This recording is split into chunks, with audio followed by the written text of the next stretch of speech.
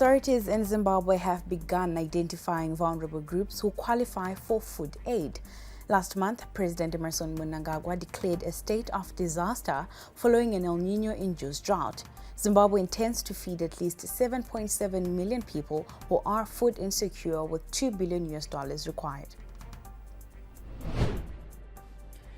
The appeal is premised on three areas, namely search and rescue, mitigation and resilience building.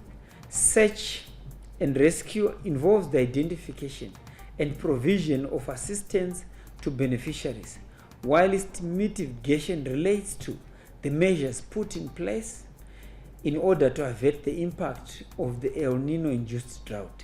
Resilience pertains to initiatives aimed at strengthening community capacities for sustainable livelihoods in order to cope with the disaster.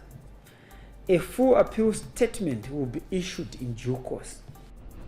School authorities have been urged to increase security as armed robbers targeting learning schools during the back-to-school period.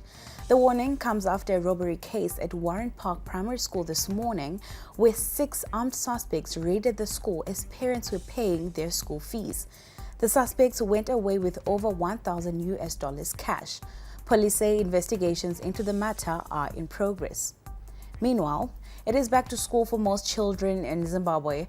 After boarding schools opened on Monday, day schools followed suit as the second term effectively began. Our reporter Stachisiyo Gwaza was on the ground to give us details.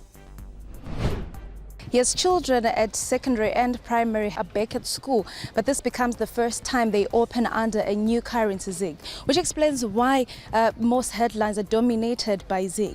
But from the survey that we carried out since yesterday up until today, we find out that most parents do not have ZiG in their accounts. Therefore, it becomes pointless for them to partake in this debate. But of course, authorities still wanted to protect the few that were affected. It's on their own volition. So if you looked outside, there are queues and queues of parents we are paying. But today we have several students who had not paid. So we just assembled the students and asked them to bring their parents if they have problems of paying fees, because we do not want our students to stay at home. If they have problems of paying fees, what do? Their parents come, make payment plan, and then the students, once the students are in class, the parents will be making a deal with the administration. The trial for embattled apostolic sect leader Mazbaba Ishmael Chokurongerwa failed to kick off this Tuesday after it emerged that he had been hospitalized at a prison health facility. Mazbaba Ishmael and one of his top aides, Takavengwa Gwenzi, failed to show up at the Norton Magistrates Court, where their legal representative indicated that they are not feeling well and were both hospitalized.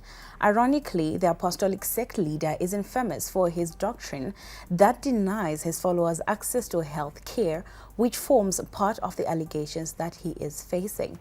ZTN Prime gathered that Chokurongerwa was admitted at Harare Central Prison Hospital last Friday due to diabetes complications. One of his accomplices, Gwenzi, is said to be admitted at Parenyatwa Group of Hospitals. Even though Chokurongerwa is still in custody on another matter, warrants of arrest were issued for the duo after it emerged that they failed to notify the court of their conditions. He is facing charges of child exploitation as well as violating Burial and Cremation Act.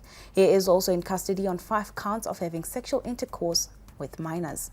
Zimbabwe lost to Bangladesh by 9 runs in the 3rd T20 International at Chattogram today, with the host taking an unassailable 3-0 lead in the 5-match series. For the first time in the series, Zimbabwe won the toss and elected to bowl first, with Bangladesh making 165 for 5, largely thanks to an 82-run 4th-wicket partnership between Tohind Hidroy, who had 57, and Jaka Ali with 44. Blessing Muzarabani was the pick of the bowlers, with career-best figures of 3 for 14. Chasing 166 to keep the series alive, the Chevrons stuttered to 91.48 before tail adder Faraz Akram led to fight back with an impressive cameo of 34 off 19 balls, which came in a 54-run partnership with Wellington Masakaza. But it was too little, too late, as the Chevrons' top-order problems persisted and the senior players once again failed to come to the party. Konapo Konapo, Ipapo Ipapo pa ZTN Prime, DSTV channel 294, the place to be.